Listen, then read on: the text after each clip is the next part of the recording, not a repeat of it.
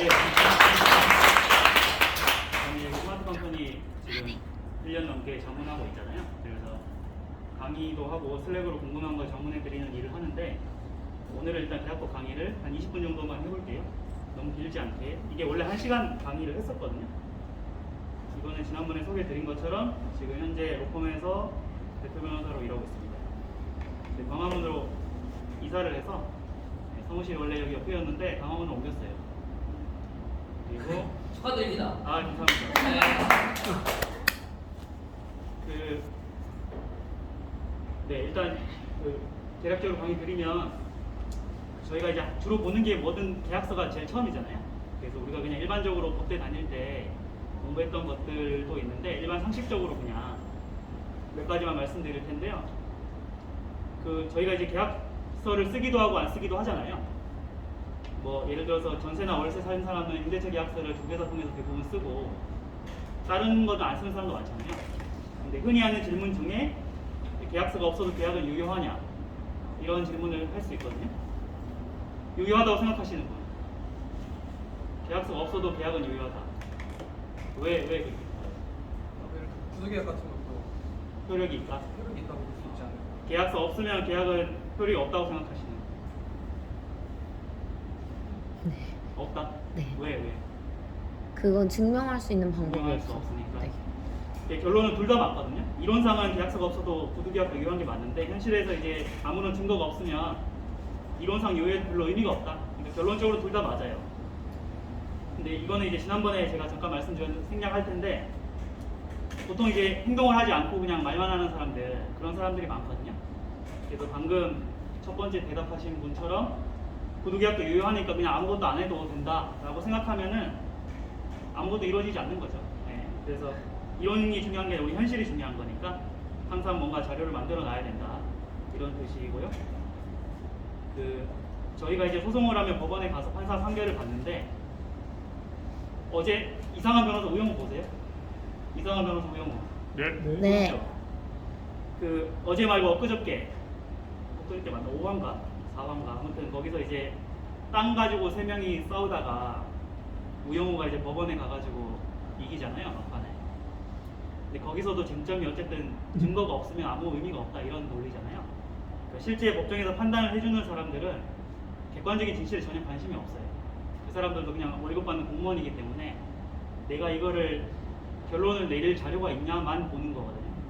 그래서 실제 우리가 알고 있는 추상적인 어떤 진실도 현실에서는 되게 무력하다. 그런 걸 가지고 자꾸 이렇게 따지기보다는 자료를 잘 만들어 놔야 된다 이런 뜻이에요. 이것도 지난번에 말씀을 드렸는데 영상을 지난번에 안 봤잖아요. 영상이 혹시 되면 잠깐만 볼게요.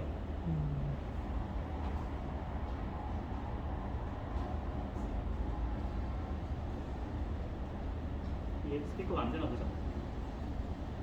우리가 나 소리가 연결은 안 돼 있어서 아, 그래요? 유튜브로만 나오긴 해.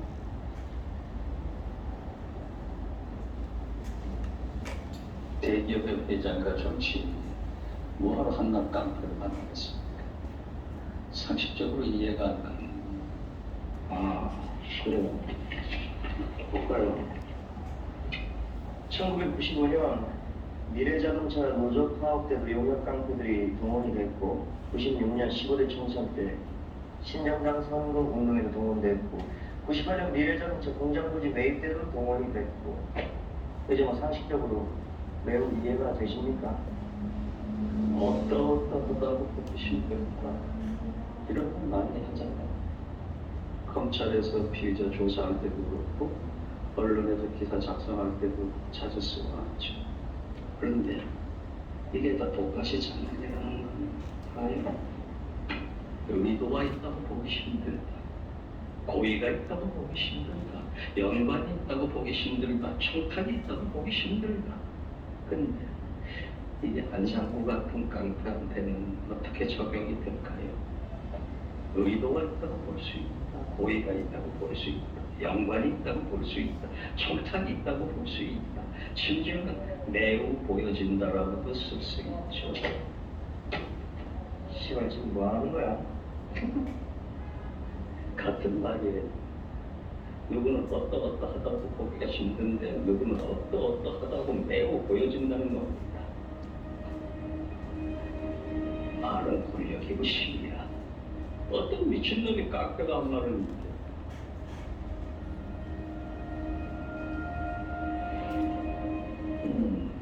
벌써 좋은 신문 나올 시간이네.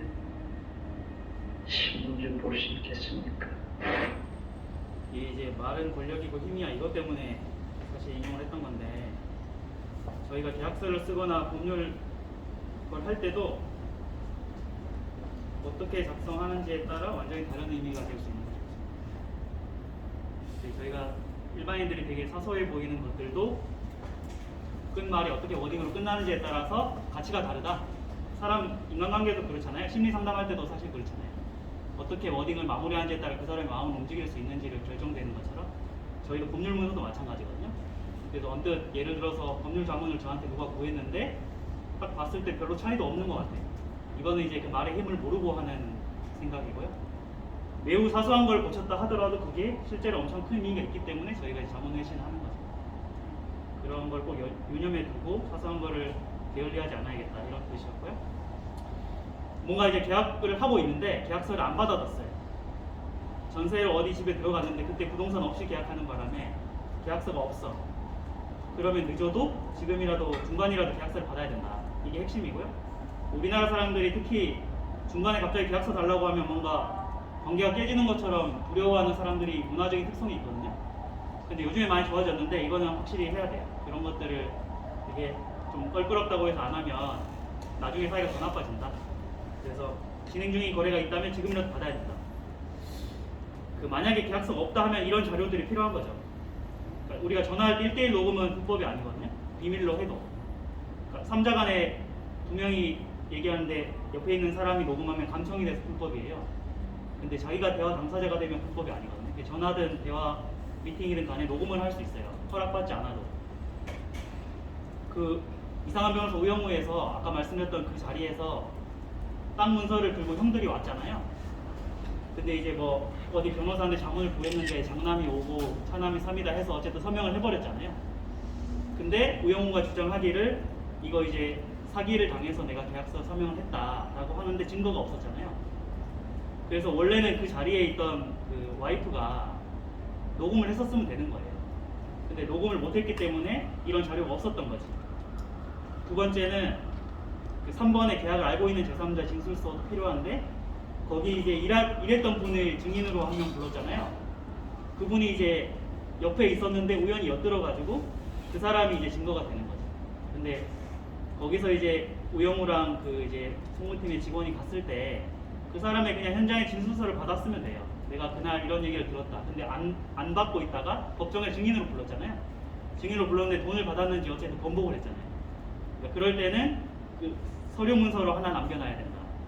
그것도 이제 증거가 된다는 거예요. 계약서가 없어도. 우리가 이런 건 4가지 정도를 생각해 볼 수 있어요. 녹음, 문자, 카톡, 이메일, 그리고 아니면 사진, 아니면 증인, 진술서 이런 것들이 있어야 된다.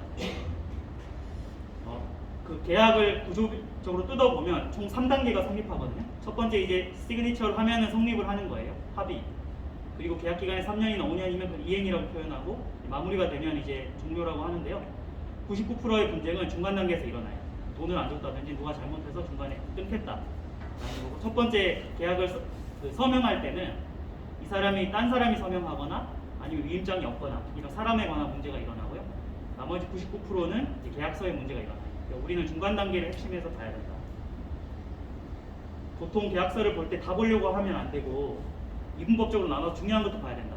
근데 항상 숫자가 더 중요하고요. 그리고 특약사항이 먼저 봐야 돼요. 그리고 중요한 게 더 중간 부분에 있습니다.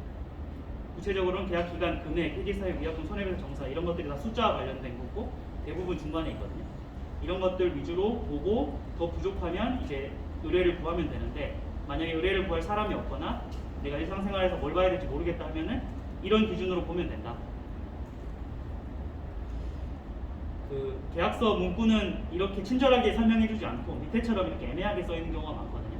왜냐하면 이게 우리나라 법이 독일에서 넘어왔기 때문에 그 독일법을 개수하면서 워딩 때문에 그래요, 사실은.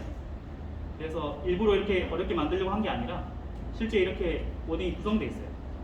근데 이런 멘트들이 하나하나가 다 다른 의미를 가지고 있다. 우리가 일반적으로 할 때는 뭐 할 수 있다, 해야 한다 똑같다고 생각하지만 실제 이게 의무냐 아니면 그냥 가능성만 나타내는 건지 이런 게 하나의 의미가 다르죠. 그래서 눈여겨보고 애매하면 물어봐야 된다. 그런 거고요. 일상생활에서 우리가 추정한다, 간주한다 이런 표현 안 쓰잖아요. 추정한다는 건 이제 증명 책임을 넘기는 거예요. 간주한다는 건 증명할 수 없게끔 막아버리는 의미예요. 이런 것들을 모르면 물어보면 된다. 근데 왜 이런 말씀드리냐, 어차피 물어보면 되는데 왜 알아야 되냐 하면은 이게 문제가 있다는 사실 자체를 모르면 물어볼 수 없기 때문에 그런 차원에서 알아두셔야 돼요. 내가 이거 뭔가 의심쩍다 하면은 물어볼 수 있을 정도의 최소한의 상식은 필요하다. 그런 차원에서 말씀드린 거고, 저희가 할 때도 이렇게 의무 규정을 만들어 달라면 옆에처럼 이렇게 바꿔주기도 해요. 얻는다를 얻어야 한다, 취해야 한다 이런 식으로 만드는 작업을 해준다. 근데 왼쪽에 있는 게 뭔가 문제가 있는지 모른다면 아예 물어볼 수가 없겠죠? 그러면 저희도 도와드릴 수가 없어요.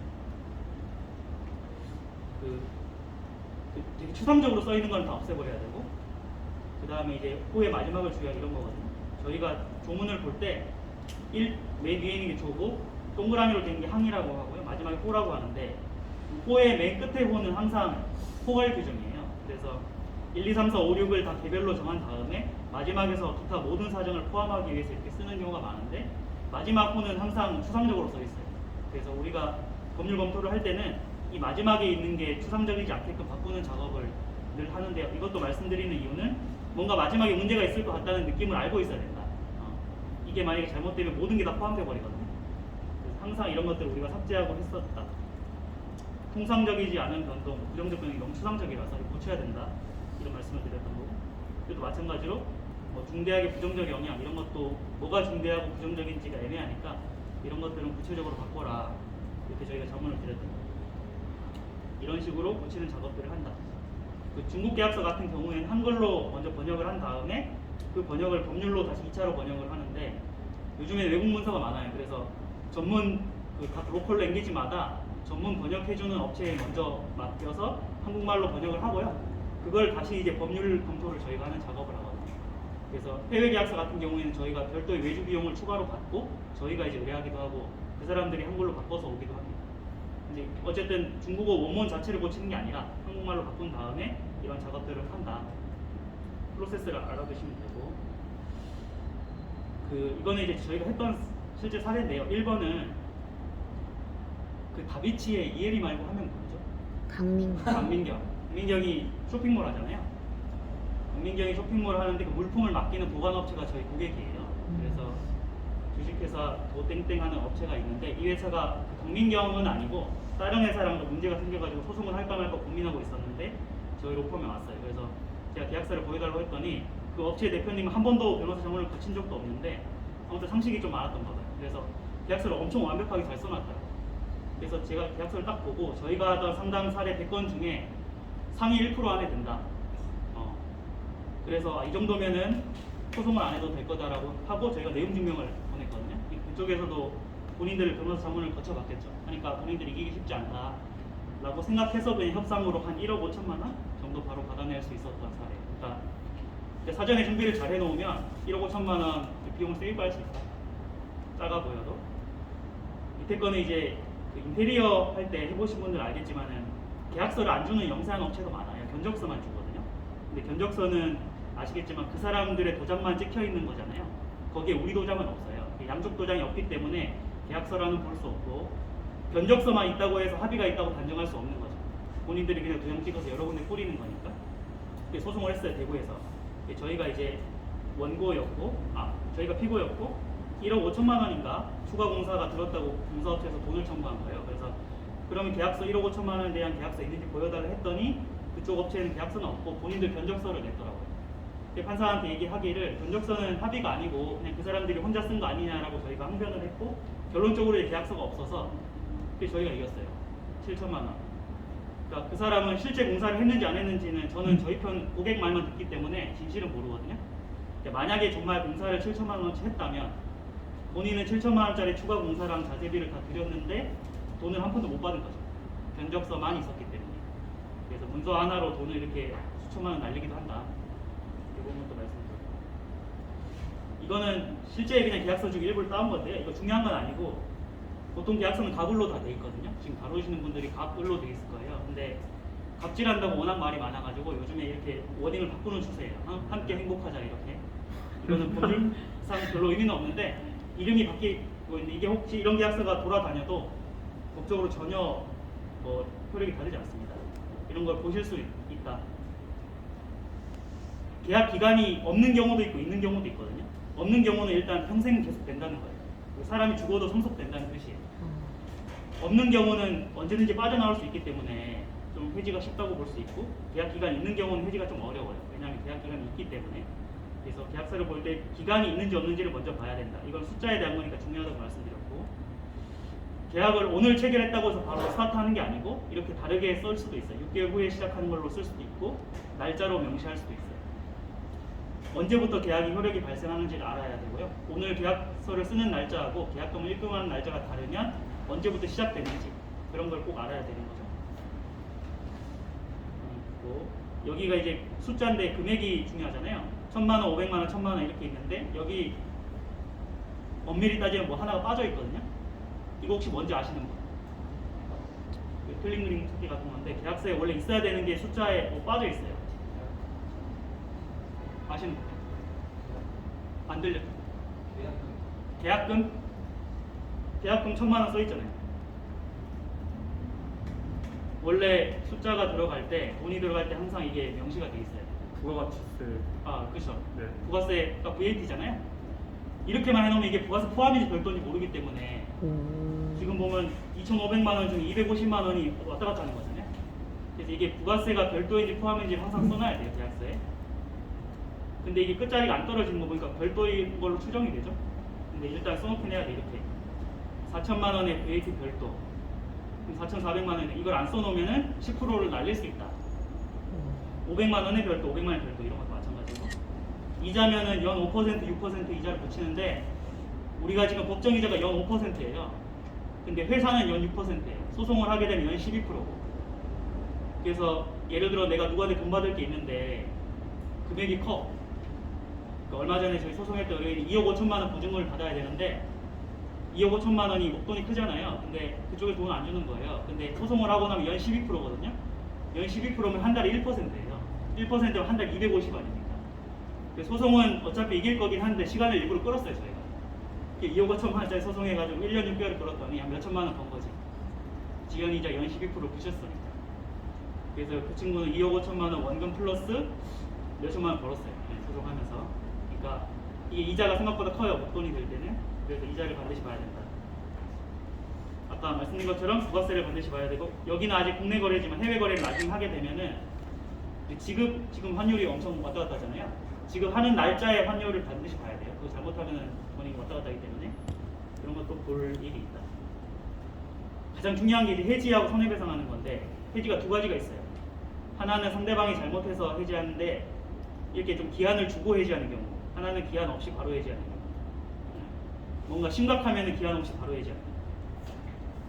1번에는 최고라는 게 독촉이거든요. 독촉 기간을 먼저 주고 그래도 안 될 때 해지하는 경우. 2, 3, 4번은 그냥 바로 해지하는 경우. 그러니까 1번은 기간을 먼저 주고 1, 2번 둘 다 기간을 먼저 주고 기간이 지나고 나면 해지할 수 있는 경우. 이때 최고 후 해지 가능한 경우라고 되어 있죠. 이거는 최고 없이 바로 해지 가능해요. 이건 심각할 때. 이게 어떤 경우인지 봐야 된다. 만약에 기간을 줘야 되는데 바로 해지하겠다면 효력이 없어요. 기간을 주라고 하면 항상 1개월을 기다려줘야 된다. 내가 돈 받을 게 있어요. 근데 얼마를 받아야 될지를 우리가 증명해야 되거든요. 근데 증명하기 힘들잖아요. 그럴 때는 위약금을 걸어두면. 위약금을 계약서에 1억 원을 걸어두면 위약금 1억 원을 증명할 필요 없이 바로 계약서만 내밀어도 소송에서 이길 수 있다.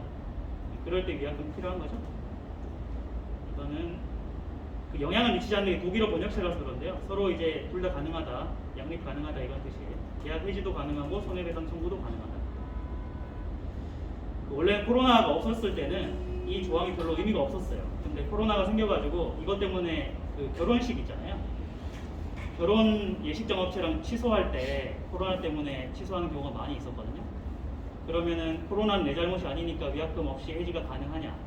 아니면 코로나도 너네가 잘못한 거니까 위약금이 있어야 되느냐? 이거 가지고 엄청 말이 많았는데 결론은 케이스 바이 케이스예요. 본인이 걸린 경우는 본인이 잘못한 게 맞고요. 그 예식업장에서 확진자 발생해서 격리된 경우는 우리 잘못이 아니니까 이럴 때 이제 위약금 없이 가능하고요. 근데 원래는 불가항력이라는 게 별로 의미가 없었는데 코로나가 되면서 이 조항이 의미가 있어서 이제는 무조건 전염병을 쓰게 돼 있다. 전염병도 불가항력 중에 하나에 들어간다는 거죠. 그 계약을 한번 썼는데 바꾸고 싶다면 상대방이 동의한 경우에만 바꿀 수 있는 거죠. 혼자 바꾸면 안 되니까. 그래서 노란색 같은 이런 게 있는 거죠. 소송을 하게 되면 어디 법원에 소송을 할지가 문제인데 여기 신사동이니까 만약에 휴마트랑 누가 소송을 한다 하면은 서초동에 있는 중앙지방법원에 가는 거예요. 이것도 회사 소재지에 따라서 법원을 다르게 정해야 된다. 만약에 휴마트가 여기 있는데 서울 뭐 동부지방법원에 소송을 했다 하면은 그쪽 법원에서 이쪽 서초동으로 넘어오는 데만 해도 몇 달 걸리거든요. 불필요하게 넘어가니까 어디에서 법원에서 소송할 수 있는지가 마지막에 써 있어요. 분쟁 해결 조항에. 이런 것들을 반드시 봐야 됩니다. 그 외국 법인이랑 나중에 여기가 잘 돼서 외국 법원이랑 저작권, 특허 이런 걸로 분쟁이 될 수 있어요. 그렇게 되면 어느 나라 법을 적용하는지가 모르거든요. 우리나라는 우리나라 법을 적용하는 게 유리하니까 그거를 한국말로 중거법이라고 표현하는데 이 중거법을 한국법으로 하는 걸 정해놔야 된다. 아까 말씀드린 것처럼 법원이 어딘지 중거법이 어딘지 그런 것들이 계약서 마지막에 들어가는데 이거는 법률 자문을 얻으면 쉽게 알 수 있기 때문에 알 수는 없어요. 특약사항이 항상 먼저 적용되는데 그래서 아까 제가 특약사항을 먼저 보라고 했잖아요. 그 임대차 계약 집에 원룸 전세 계약을 맺어도 마지막에 특약사항이 이런 게 있어요. 애완동물은 키울 수 없다. 이런 게 이제 그 집에만 적용되는 거거든요. 그래서 항상 특약사항을 먼저 봐야 되는 거지. 그러니까 예를 들어서 휴마트에서 가장 중요하게 생각하는 게 뭐가 있다 하면은 휴마트는 특별히 그거를 휴마트 계약서에 이제 넣어놓는 거죠. 여기는 개인정보나 컨텐츠 보안이 중요하니까 그런 내용을 근로계약서 외에 별도의 특약사항으로 넣어놓으면 되겠죠. 이 말이 있어도 먼저 적용되고 이 말이 없어도 먼저 적용된다. 그 제목 자체만으로 특약이라는 것 자체만으로 먼저 적용되기 때문에 설령 여기 우선 적용된다는 문구가 없어도 먼저 적용돼요. 어떤 사람은 이거 우선 적용된다는 문구 없잖아요. 똑같은 거 아니 이렇게 하는 게 말이 안 된다. 제목 자체로. 그 정리하면은 저희가 계약서를 쓸 때 처음에 이제 계약서를 서명한 사람이 누군지 그 다음에 혹시 대리인이 대신 왔으면 그 사람 위임장이 있어야 되는데 이게 누군지를 봐야 된다.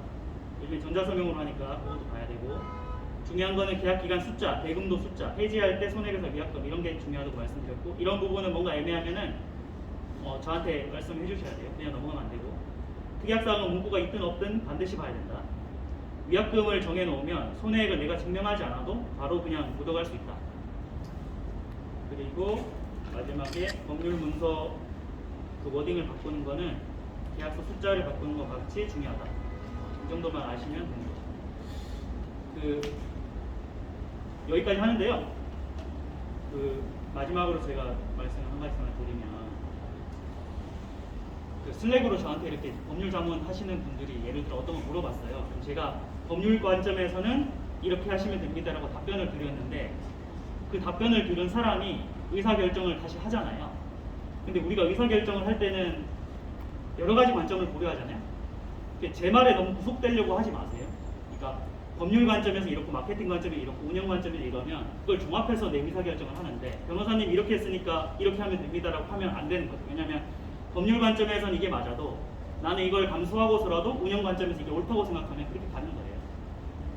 근데 뭔가 이렇게 제가 전문가라고 해서 답변을 주면 여러분들은 법률 전문가가 아니기 때문에 의사결정을 종합적으로 해야 돼요. 그래서 예를 들어서 제가 이제 이거 법률적으로 가능한가 물어봤으면 가능하다, 불가능하다고 했어요. 근데 가능하다라고 하면 불가능하다고 생각할 필요는 절대 없어요. 저는 가장 보수적인 입장이거든요. 근데 제가 불가능하다고 했는데 가능하다고 생각해도 괜찮아요. 그러니까 제가 가능하다고 한 걸 가지고 뭐든 생각해도 되고요.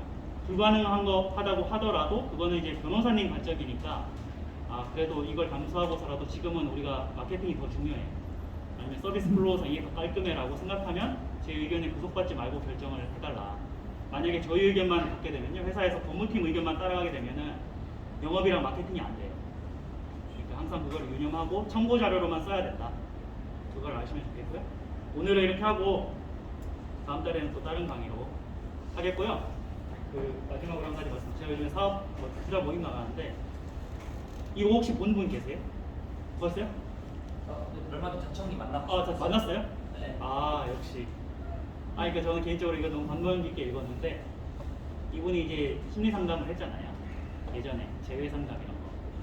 이상한 거예요.